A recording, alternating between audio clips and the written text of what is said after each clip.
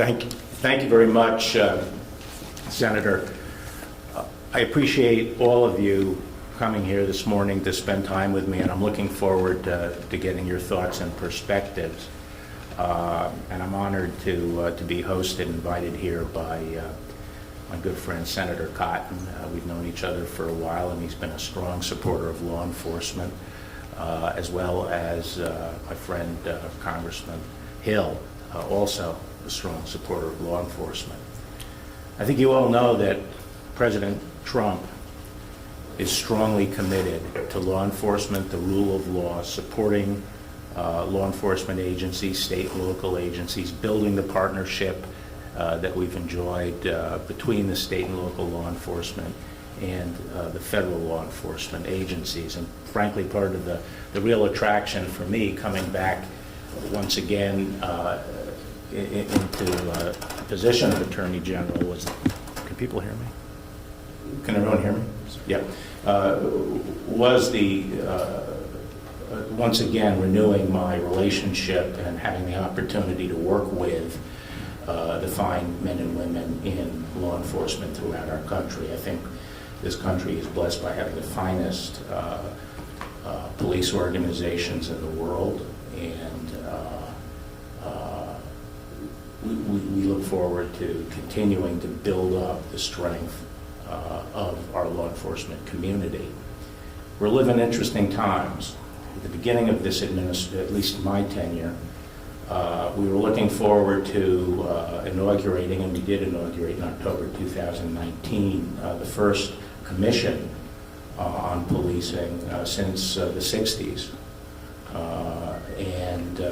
We stood up the commission. Many of you may be involved in some of its work, its working groups, but it's really focusing on the needs of law enforcement, because before the events in Minneapolis, we were very concerned about the need to continue to attract and retain the best possible people in law enforcement, to start paying attention to the wellness of law enforcement officers, because in a full employment economy, which we were experiencing at that time, which we will once again hopefully be experiencing, we have to compete for the talent, and we have to attract the best possible men and women into the police forces. So we're working with that commission, and that commission has reached fruition on a number of its projects, and then lo and behold, we have Minneapolis, that ghastly event there that was really jarring to the nation as a whole. You and I all know that no one understands the need to address that kind of activity, the excessive use of force, and the concerns of the African American community about police abuse or being singled out or treated as second-class citizens. The police community understands that, and over the last few decades, a lot of progress has been made in reforms in those areas.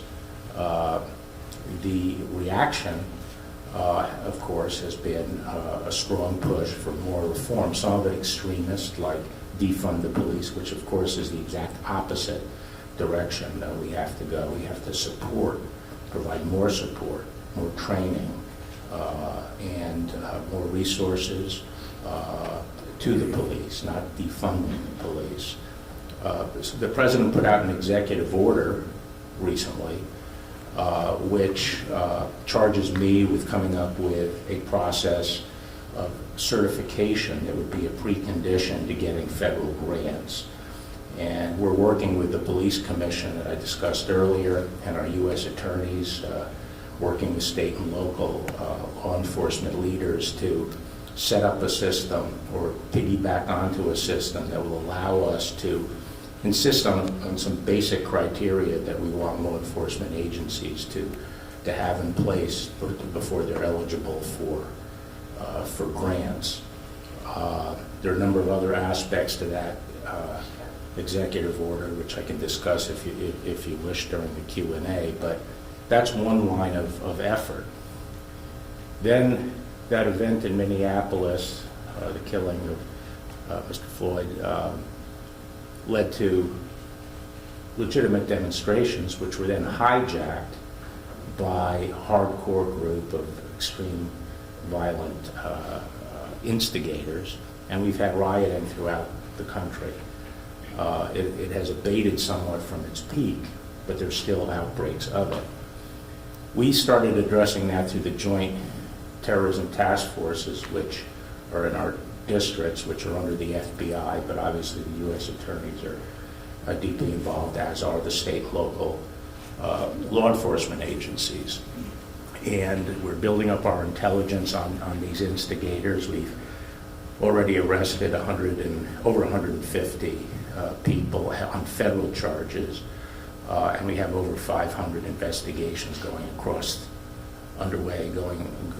across the nation, focus on these hardcore instigators that are involved in this rioting. But the tool we're using to address the rioting are these joint terrorism task forces, previously used really for self-radicalized jihadi, mainly focused on them, but now essentially focusing on groups like Antifa and Boogaloo Boys and others that are involved in this activity. The other strand we've had as fallout from Minneapolis, as you all know, is a sharp uptick in violent crime in many of our cities, especially murders and shootings. When people say Black Lives Matter, no one can quarrel with that as a principle, but when you actually look at the statistics, it's encouraging that the number of unarmed African Americans shot by police last year were 10, compared to 40 5 years ago. So the trend has been in the right direction. And of those 10, 6 of them were in the process of attacking the police at the time they were shot. So while we don't want anyone to die as a result of excess force, that problem was being addressed. The trend was positive, and while there's still more work to do, that really doesn't describe the impact of crime on the African American community, because you compare that to 8,000 homicides a year in the African American community, and you look at the hundreds of people, hundreds and hundreds and hundreds of people that have been shot to death in our cities since Minneapolis. Well, their lives matter too. And so part of what this administration is trying to do is react and work with our state and local partners in some of the key cities. So yesterday we unveiled Operation Legend in Kansas City, which had a very sharp uptick in violent crime.